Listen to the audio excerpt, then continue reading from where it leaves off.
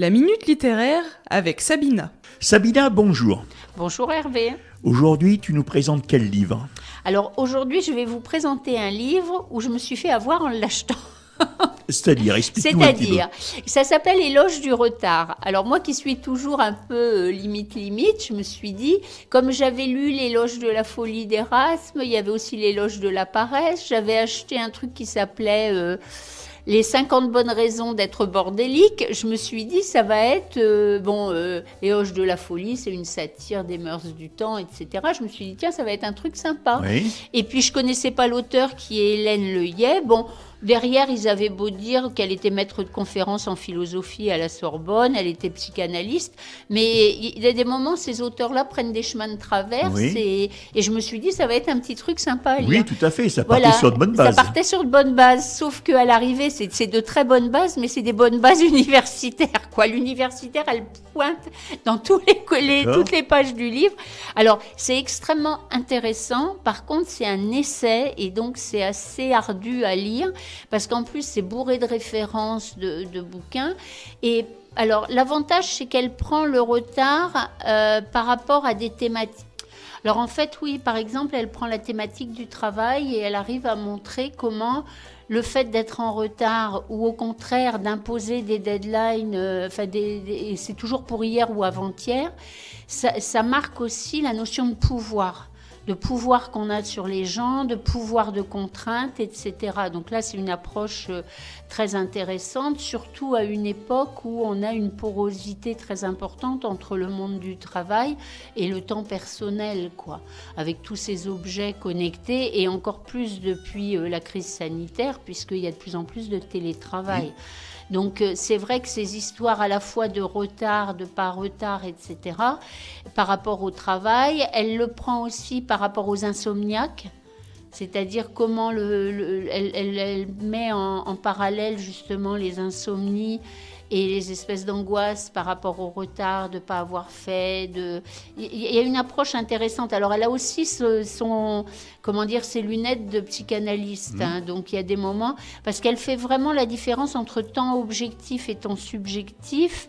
Donc, derrière, il y a aussi, le temps des enfants. C'est-à-dire qu'on ne leur laisse plus le temps d'être des enfants. C'est-à-dire qu'ils sont overbookés sur un tas de trucs, des activités souvent choisies par les parents, donc la notion d'ennui, de créativité et tout. Donc c'est pour ça que quelque part, alors déjà je me suis fourvoyée par rapport au titre parce que derrière il y avait marqué le retard, c'est l'école buissonnière, c'est tout ça. Moi je me suis dit l'école buissonnière, ouais, topissime. T'es à fond dedans. Voilà, ça c'était des chemins de traverse, tout ça. Je me suis dit ouais c'est top, ça va être un peu une récréation. Alors pas du tout parce que comme je le disais au début, c'est vraiment un essai très sérieux sur les notions de retard et en matière de sociologie, comment ça impacte.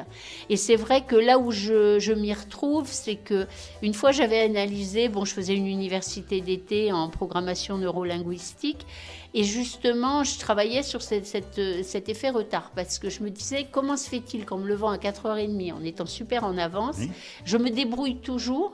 Alors je revenais vérifier, je refaisais une lessive, je remettais des trucs pour arriver pile poil, voire 3 minutes en retard, quoi, et avec un stress maximum.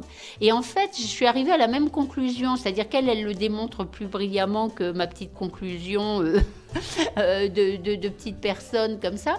C'est des temps de liberté qu'on vole, c'est-à-dire que moi qui ai un emploi du temps très contraint, parce que ça dépend beaucoup de mes clients, etc., et je suis très dépendante de l'emploi du temps des autres. Et en plus, quand on est une mère de famille, on est aussi très dépendante J'ai longtemps été dépendante de l'emploi du temps de mes enfants, parce qu'il faut les emmener, parce que ci, parce que ça. Il y a des horaires d'activités, de repas, de devoirs et autres.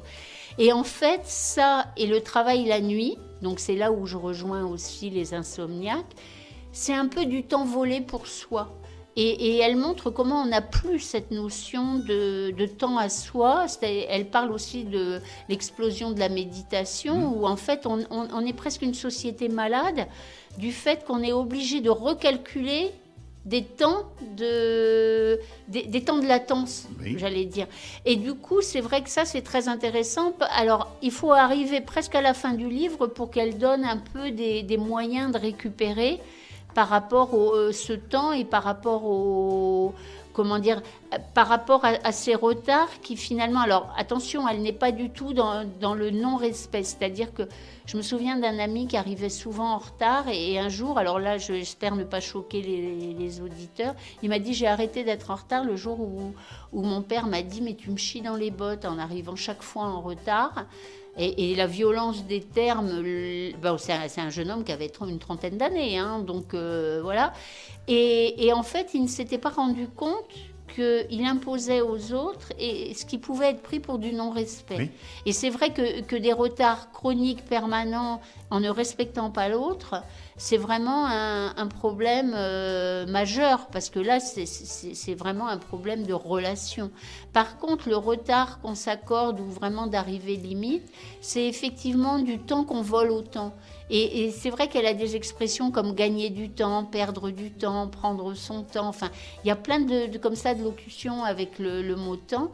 Et elle commence par un truc qui est elle a 3 citations et j'en ai retenu une dans l'essence de celle.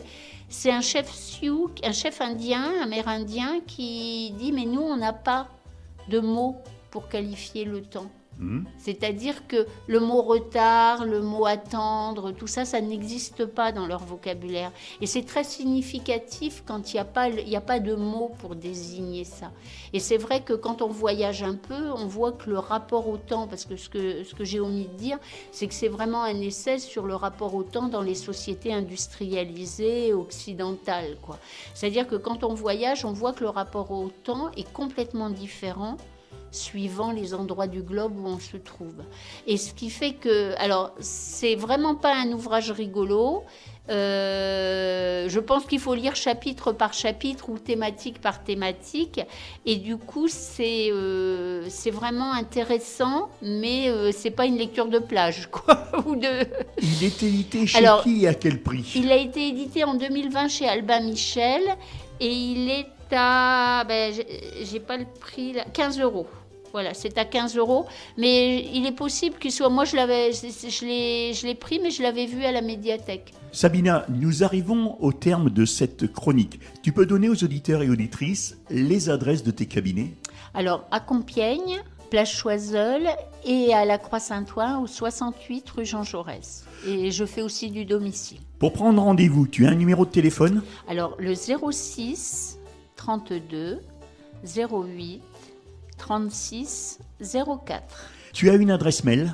Oui, alors c'est reliance et sens, donc RELIANCE, -et-sens, @gmail.com. Tu consultes en visioconférence? Oui, aussi si les gens par la plateforme Zoom.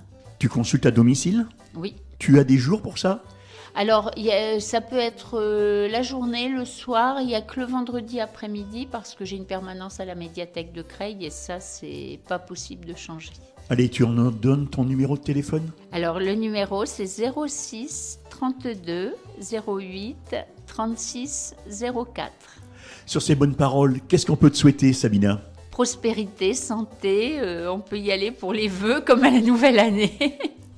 Et bien sûr, je souhaite la même chose à tous les auditeurs et toutes les auditrices.